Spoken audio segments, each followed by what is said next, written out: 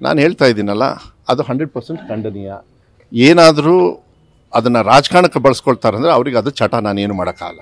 ಆದರೆ ಇಂಥ ತಪ್ಪುಗಳಾದಾಗ, ಇಂಥ ಕೆಟ್ಟ ಒಂದು ಸಂದರ್ಭ ಬಂದಾಗ ಕಾನೂನಲ್ಲಿ ಏನು ಶಿಕ್ಷೆ ಆಗಬೇಕೋ ಅದನ್ನು ಮಾಡ್ತಕ್ಕಂಥದ್ದು ವ್ಯವಸ್ಥೆನ 100% ಮಾಡ್ತೀವಿ. ಅದು ಒಂದು ಭಾಳ ಮುಖ್ಯವಾಗಿ ನಾನು ನೋಡ್ತಾ ಇದ್ದೆ. ನಾನು ಹೊರದೇಶದಲ್ಲಿ ಇದ್ದಾಗಲೂ ಕೂಡ ಹೋಗೋದು, ಈಶ್ವರ್ ಖಂಡ್ರೆ ಅವರಿಗೆ ಫೋಟೋ ಹೊಡೆಸ್ಕೊಂಡು ಇಲ್ಲಿ ನಿಮಗೆ ಫೋಟೋ ಕೊಡೋದು, ಯಾರು ನಿಮ್ಮ MP ಅವರು 10 ವರ್ಷ ಇಲ್ಲಿ ಗುಟ ಹಾಕ್ಕೊಂಡು ಕೂತ್ಕೊಂಡಿದ್ರಲ್ಲ, ಏನು ಮಾಡಿದ್ರಂತೆ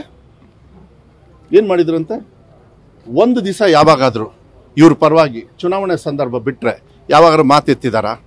ಆಮೇಲೆ ಈ ಪ್ರಕರಣ ಹಿಂಗೆ ಸೃಷ್ಟಿಯಾಗಕ್ಕೆ ಕಾರಣನೇ ಅವರು.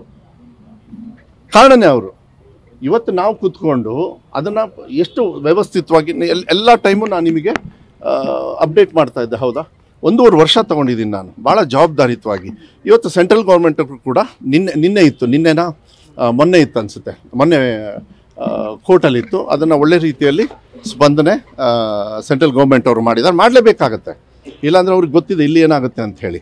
ಇನ್ನು ಮುಂದೆ ಒಂದು ಪ್ರಕ್ರಿಯೆ ಆಗಿ ಶರಾವತಿಯ ಸಂತ್ರಸ್ತರಿಗೆ ಮತ್ತು ಇದೇ ಥರ ತೊಂದರೆ ಇರ್ತಕ್ಕಂಥ ಎಲ್ಲ ಸಂತ್ರಸ್ತರಿಗೂ ಕೂಡ ನ್ಯಾಯವನ್ನು ಒದಗಿಸ್ತಕ್ಕಂಥದ್ದನ್ನು ಮಾತನ್ನು ಮಾನ್ಯ ಸಿದ್ದರಾಮಯ್ಯರು, DK ಶಿವಕುಮಾರ್ ಅವರು ಏನು ಕೊಟ್ಟಿದ್ರು ಚುನಾವಣೆ ಪೂರ್ವಕವಾಗಿ, ಅದನ್ನು 100ಕ್ಕೆ 100 ಅದನ್ನು ಚಾಚು ಚಪ್ಪದೆ ಅದನ್ನು ಒಳ್ಳೆ ರೀತಿಯಲ್ಲಿ ಅನುಷ್ಠಾನ ಮಾಡ್ತಕ್ಕಂಥದ್ದು ಕೆಲಸವನ್ನು ಮಾಡ್ತೀವಿ. ರೈತರ ಪರವಾಗಿರ್ತೀವಿ, ಏನು ಭಯ ಪಡೋದು ಬೇಡ. ನನಗೆ ವಿಶ್ವಾಸ ಇದೆ, ಇವತ್ತು ನ್ಯಾಯಾಲಯ ನಮ್ಮ ಪರವಾಗಿ ಇದನ್ನು ಕೂಡ ಕೊಡ್ತದೆ.